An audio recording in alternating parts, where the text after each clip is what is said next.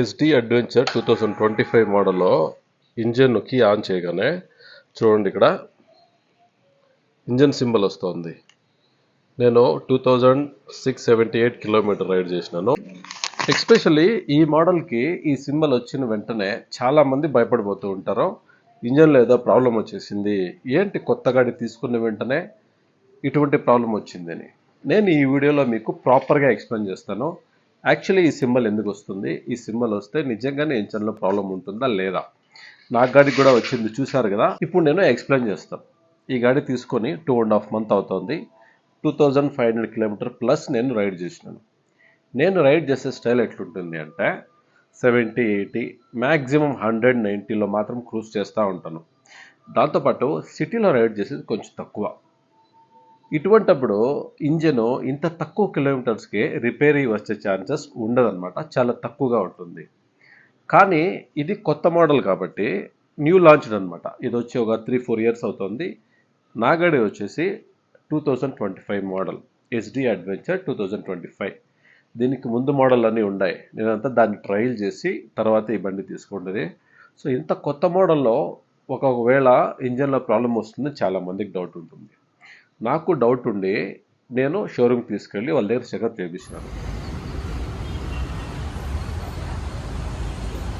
నాకు ఎందుకు డౌట్ వచ్చింది అంటే, నేను లాస్ట్ సాటర్డే డబల్స్ వేసి రైడ్ చేసినాను. లాస్ట్ మీరు మోటో బ్లాగ్ చూసింటే అక్కడ నా వైఫ్ రావాల్సింది, రాలేదు. వచ్చేటప్పుడు మేము ఇద్దరు వచ్చామన్నమాట. సో వెయిట్ ఎక్కువ అవడం వల్ల కొంచెం గాడి ల్యాగ్ అయింది. సో సింగిల్గా తోలినప్పుడు కంటే ఇద్దరు కూర్చున్నప్పుడు ఒక 60-70-80లో ఎక్కువ కొంచెం ల్యాగ్ అయినట్లు అనిపించింది గాడి నాకు. సో అదే రోజే ఇంటికి వచ్చే దగ్గరలో ఆ సింబల్ స్టార్ట్ అయింది. నాకు ఒక డౌటే వచ్చింది, ఓకే హెవీ వెయిట్ గాడికి కొంచెం పుల్ ఎక్కువ అవడం వల్ల ఇంజన్లో ఏమన్నా మాల్ ఫంక్షన్ అయిందేమి నేను కొంచెం డౌట్ పడుతుంది. సో అందుకే షోరూమ్కి తీసుకెళ్ళాక వాళ్ళు అంతా చెక్ చేసి సెన్సార్లో ప్రాబ్లం ఉంది, సెన్సార్ క్లీనింగ్ చేయాలా లేదా, సెన్సార్లో దుమ్ము పడి ఉంటుంది అని చెప్పి ఒకరోజు తీసుకొని వాళ్ళు ఏం చేశారు, నేను వాళ్ళ దగ్గర మాట్లాడాను ఎందుకు ఇట్లా వచ్చింది అంటే, సెన్సార్ని మేము రీస్టార్ట్ చేస్తాం, మొబైల్ మనం ఆఫ్ చేసి ఆన్ చేస్తే అట్లా రీస్టార్ట్ అవుతుంది, అలా రీస్టార్ట్ చేశారు అంతే.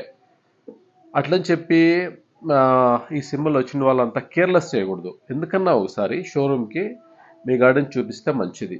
ఫర్ ఎగ్జాంపుల్ ఇప్పుడు నాది బుల్లెట్ ఉంది, రాయల్ ఎన్ఫీల్డ్ క్లాసిక్ 350. దాంట్లో సెన్సార్ లేదు. ఇంజన్ ప్రాబ్లం వచ్చి ఒకవేళ ఇంజన్ ప్రాబ్లం వస్తే మనకి ఎట్లా తెలుస్తుంది, తెలియదు కదా. మనం అట్లా తోలుతూ ఉంటాము, వైట్ స్మోక్ వస్తుంది, పికప్ ల్యాగ్ అవుతుంది, అప్పుడే మనకు తెలుస్తుంది. ఈ సెన్సార్స్లో ప్రాబ్లం ఏమి అంటే, సెన్సార్లో కనెక్షన్ ప్రాబ్లం ఉన్నా కూడా వేరే చిన్న మాల్ ఫంక్షన్ అయినా కూడా ఆ సెన్సార్స్ స్టార్ట్ అయిపోతాయి అనమాట, బ్లింక్ అయ్యేది. ఎందుకంటే ఇది కొత్త మోడల్ కాబట్టి ఇంకా అప్గ్రేడ్ అవ్వాలి. నెక్స్ట్ వర్షన్ గాడిది నెక్స్ట్ వర్షన్ వచ్చిన తర్వాత ఇది రీఫైండ్ అవుతుంది. అంతవరకు ఈ చిన్న ప్రాబ్లమ్స్ వస్తూనే ఉంటాయి. ఇన్ కేసు మీ బండిలో కూడా ఇట్లా సింబల్స్ ఏమైనా ఇంజన్ సింబల్, బ్యాటరీ సింబల్ వస్తే మీరు చూసి ఒకసారి షోరూమ్ని కన్సల్ట్ చేయండి. ఇంకోటి ఏమంటే, ఈ గాడికి సర్వీస్ సెంటర్స్ చాలా తక్కువ ఉన్నా కూడా ప్రాపర్గా రెస్పాండ్ అవ్వరనమాట. సో ఏం చేయలేము, ఈ చాలా మోడల్కి అదే ప్రాబ్లం. ఇప్పుడు రాయల్ ఎన్ఫీల్డ్ తీసుకున్నప్పుడు, బుల్లెట్ క్లాసిక్ 350 తీసుకున్నప్పుడు కూడా అంతే, ఎక్కువ వెహికల్స్ ప్రొడక్షన్ చేసేసి సర్వీస్ మాత్రము ప్రాపర్గా చేయలేదన్నమాట. నేను ఫేస్ చేశాను ఆ ప్రాబ్లము.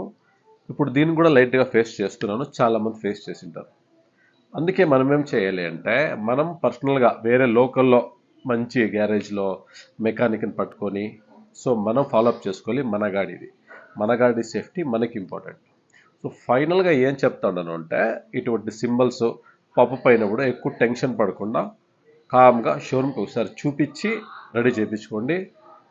2000 కిలోమీటర్, 10,000, 50,000 వరకు మన గాడికి ఏమీ అవ్వదు. మనం తోలేదానిపై కూడా డిపెండ్ ఉంటుంది. మనం ప్రాపర్గా ఇంజిన్ ఆయిల్ చేంజ్ చేసుకొని మెయింటైన్ చేస్తే గాడి స్ట్రాంగ్గానే ఉంటుంది. ఇదని కాదు, ఏదన్నా కూడా మ్యాక్సిమం 95-98% సెన్సార్దే ఇష్యూ ఉంటుంది. That's it. మీరు ఎక్కువ భయపడాల్సిన పని లేదు.